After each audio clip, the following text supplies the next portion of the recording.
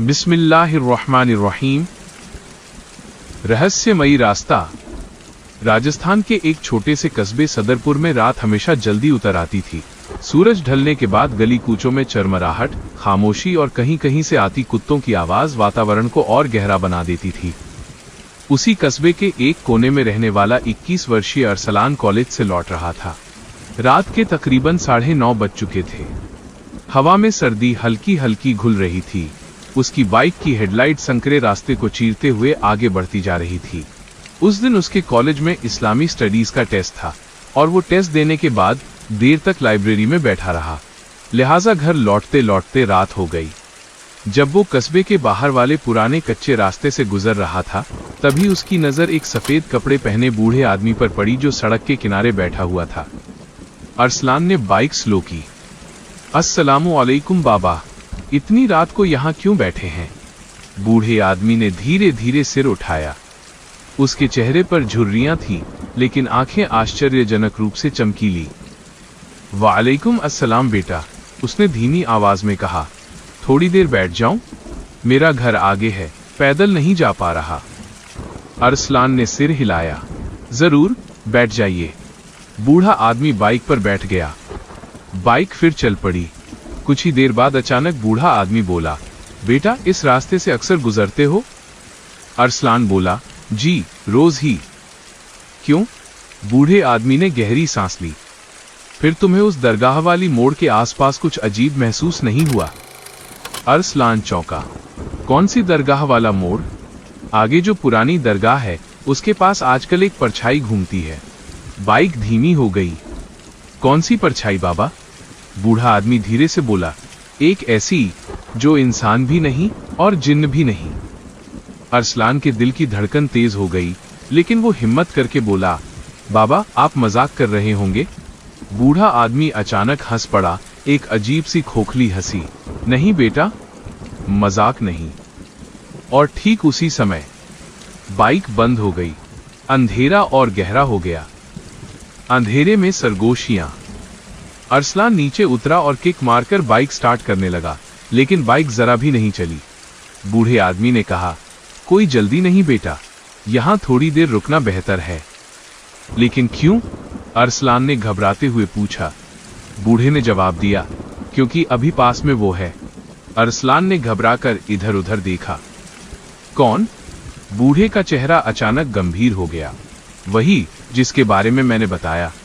और तभी हवा का एक तेज झोंका चला।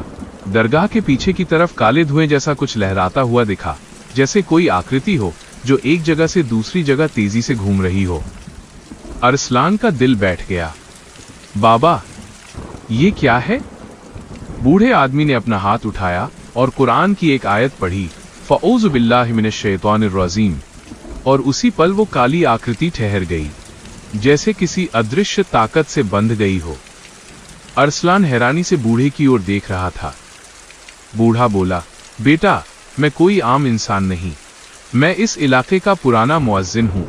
बुढ़ापे में भी देर रात लोगों को नुकसान से बचाता हूँ। अरसलान ने हिलते होठों से पूछा, ये परछाई आखिर है क्या? बूढ़ा बोला, पिछले हफ्ते एक लड़का रात को इसी दरगाह के पास से गुजरा था। उसने मजाक में दरगाह की दीवार पर पत्थर मारा और कह दिया, देखते हैं कौन सा जिन्न आता है। और बेटा, एक जिन्न आया भी। वो जिन्न इंसान के फितरत जैसा नहीं होता, परछाई की तरह दिखता है, लेकिन गुस्सा बहुत करता है। अब वह इस मोड़ पर हर रात भटकता है। अरसलान डर से जड़ हो गया। बूढ़े ने उसकी ओर देखा, लेकिन डरो नहीं। जिन्न इंसान को तभी नुकसान देता है जब इंसान उसे पुकारे, मजाक करे या उसकी हद तोड़े। अरसलान ने फौरन कहा, मैं तो कुछ नहीं करता बाबा। पता है बेटा, इसलिए मैं तुम्हें बचाने आया हूं। अरसलान हैरान, आप मुझे कैसे जानते हैं? बूढ़ा मुस्कुराया, तुम्हारी अम्मी ने तुम्हारे लिए हर रात दुआ की है कि अल्लाह उसकी हिफाजत करे। अल्लाह किसी की दुआ जाया नहीं जाने देता। अरसलान की आंखों में आंसू भर आए, लेकिन ठीक उसी पल वो काली परछाई अचानक उनकी तरफ झपटी। अमल की ताकत। परछाई करीब आई, हवा जमा देने वाली हो गई। अरसलान का गला सूख गया। उसने कांपते हुए पूछा, बाबा अब क्या करें? बूढ़े आदमी ने उसे पास खींचा और बोला, बेटा मेरे पीछे रहो। उसने हाथ उठाया और जोर से पढ़ा, आयतुल कुर्सी। जैसे ही उसने पढ़ना शुरू किया, वो परछाई पीछे हटने लगी, हवा थम गई। दरगाह के आसपास का अंधेरा हल्का होने लगा।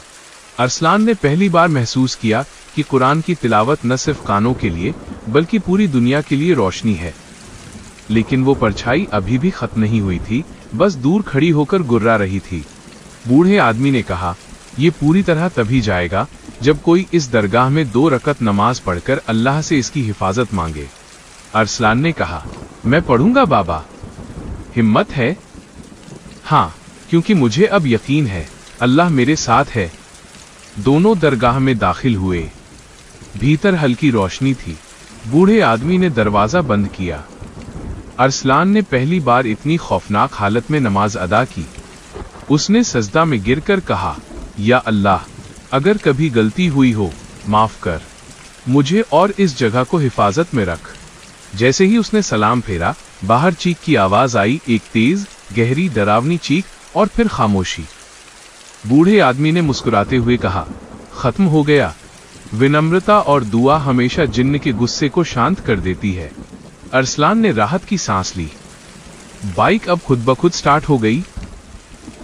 सबसे बड़ा राज, अरसलान बूढ़े आदमी को बाइक पर बैठाकर आगे बढ़ा।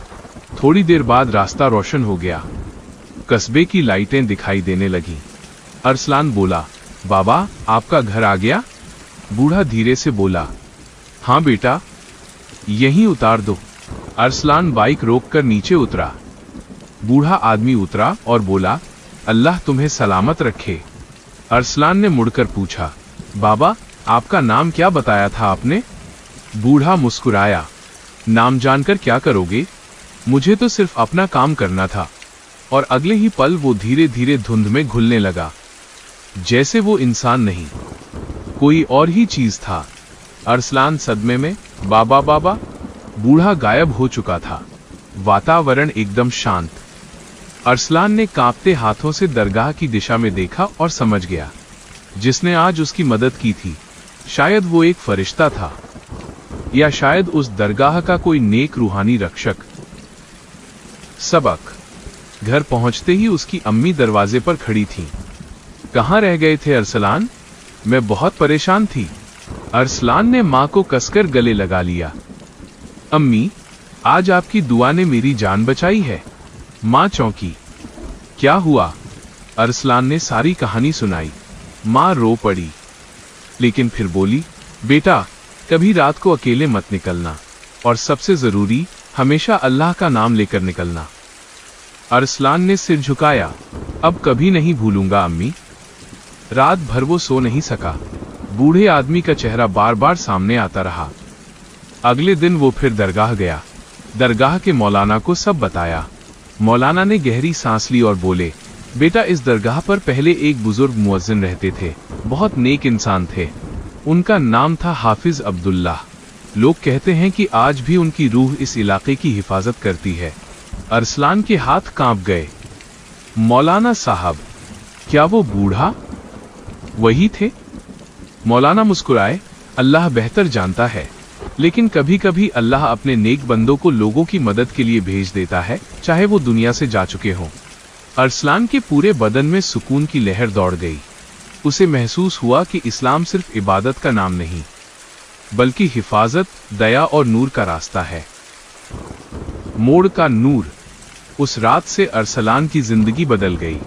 वो पहले की तरह बेपरवाह नहीं रहा।